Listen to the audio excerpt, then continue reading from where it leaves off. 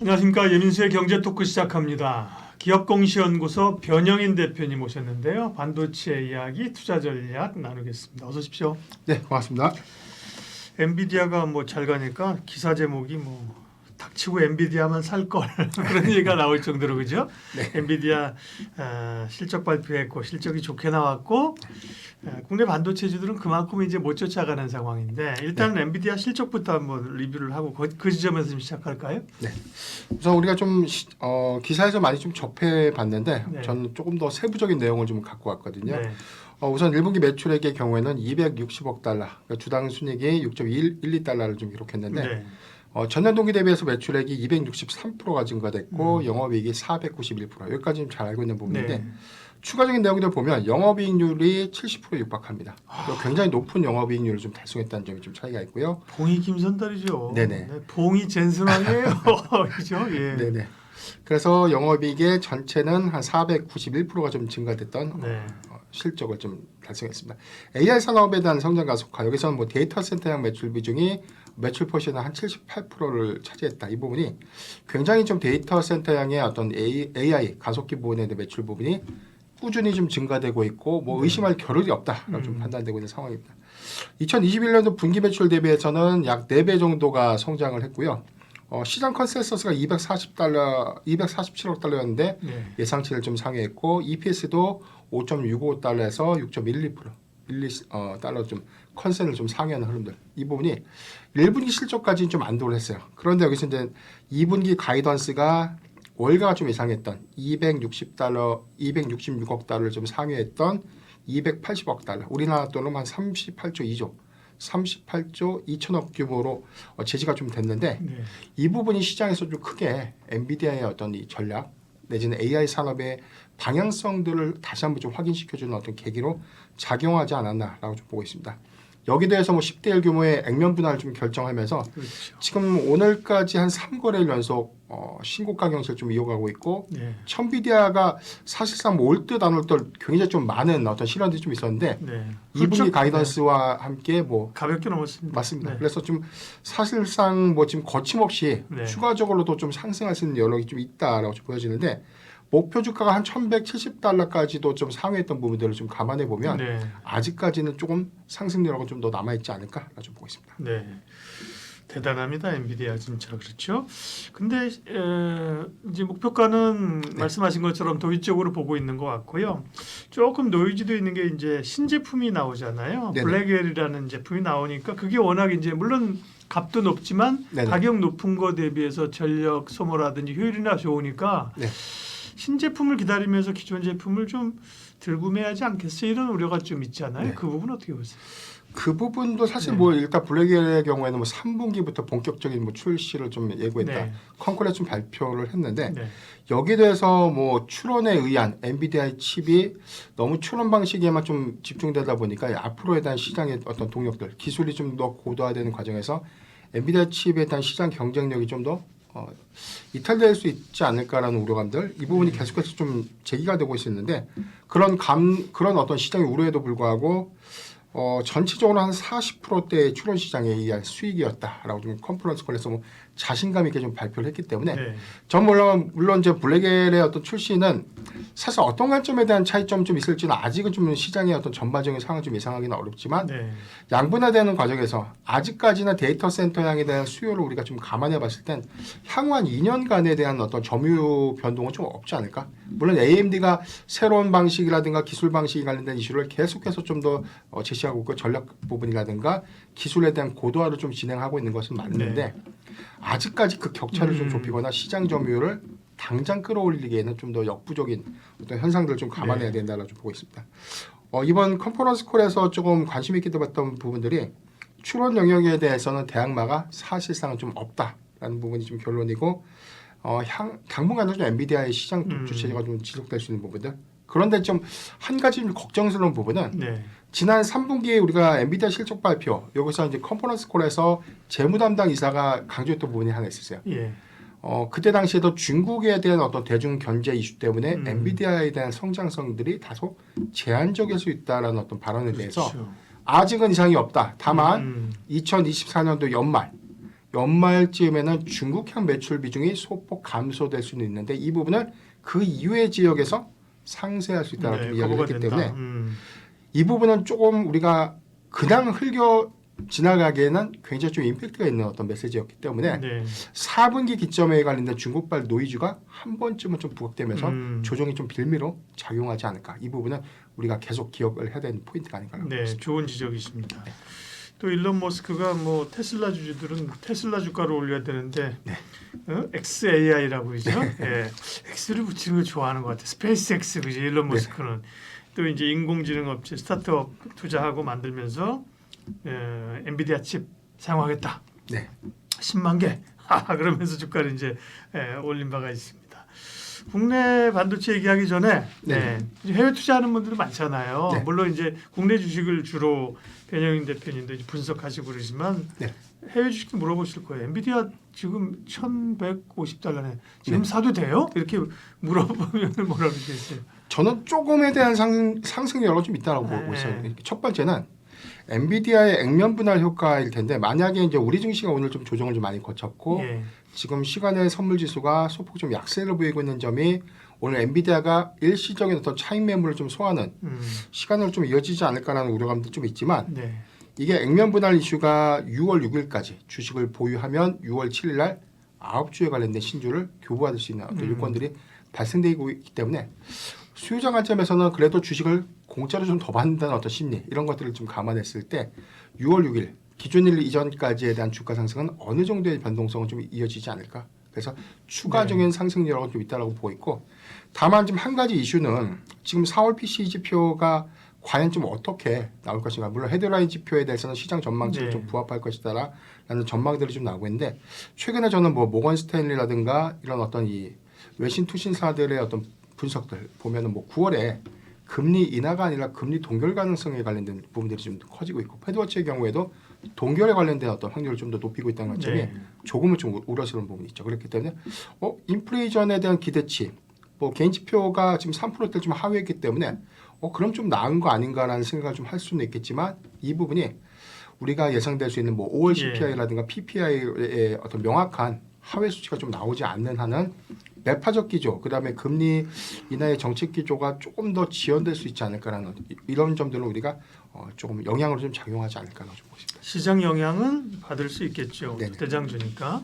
국내 반도체 빅2 삼성전자와 SK 하이닉스. 이제 SK 하이닉스가 먼저 올라가는 빅2 얘기하겠습니다. SK 어쨌든 SK 하이닉스는 그 밑에 뭐 한미 반도체까지 해서 그쪽 저기 뭐 잘 가고 뭐 삼성전자 10만 원, SK 하이닉스 20만 원, 뭐 SK 하이닉스가 20만 원을 가볍게 지금 먼저 돌파한 상황인데 여전히 하이닉스는 좋습니까?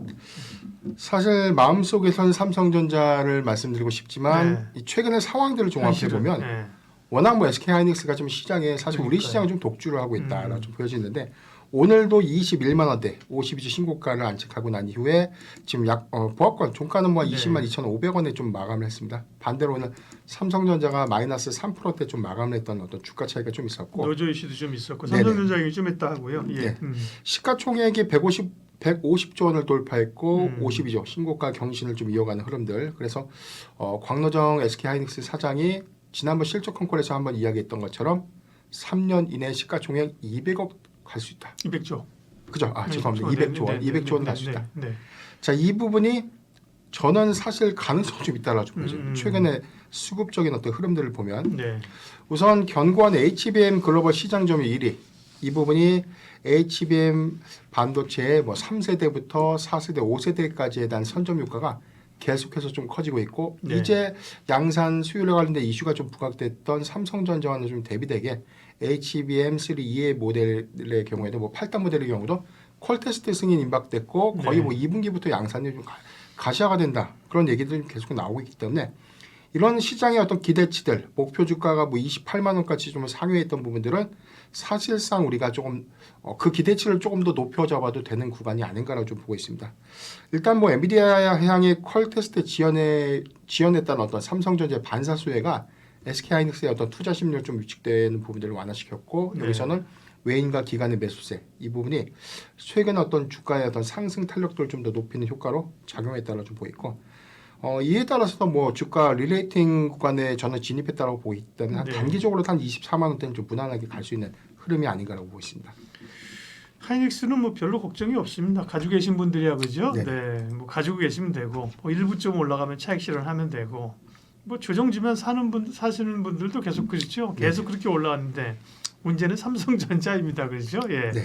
삼성전자는 엔비디아나 SK 하이닉스와 기회를 갖지 못하면서 계속 뭐 8만 원 밑에서 놀고 있고 그 다음에 엔비디아발 HBM 네. 네, 테스트가 안 됐다 이번에 그죠? 네. 지연된다는 거랑 이제 이 삼성전자 노조 이슈가 지금 떴어요, 그죠? 네, 그렇죠. 삼성전자는 어떻게 봐야 돼? 일단 뭐 우리가 로이터 통신발 보도가 좀 시장에 크게 좀 영향으로 좀 작용을 했는데 네. 엔비디아 향의 HBM 이게 뭐 4세대나 5세대 모델도 아니고 HBM3 이 모델에 관한 콜테스트 양산에 관련 수율 이슈가 부각이 됐다. 그래서 여기서 가장 큰 이슈가 발열 그리고 전력 소비에 관련된 문제점이 화두가 됐는데 이 부분은 삼성전자만 갖고 있는 문제가 아니라 지금 마이크론이라든가 여러 HBM 반도체를 공급하고 있는 공급사들의 수율 문제 중에 가장 큰 화두가 두 가지 문제였거든요. 그런데 이 관련된 어떤 성능 차이를 좀 극복하지 못했던 부분들을 시장에서 굉장히 좀 리스크하게 좀 보는 측면들은 워낙 1분기 실적 컨퍼런스 콜에서 2분기부터 우리도 HBM 들어간다. 그다음에 12단짜리 2분기부터 양산한다라고 좀 너무나 자신감 있게 이야기했던 네. 부분들에 대한 반사. 그래서 최근에 외인 수급도 보면 외인이 한 1조 4천억 원 정도 순매도 우위를 좀 보이면서 SK하이닉스와에 대한 주가 차별화가 좀 진행되고 있는 흐름들이 있습니다.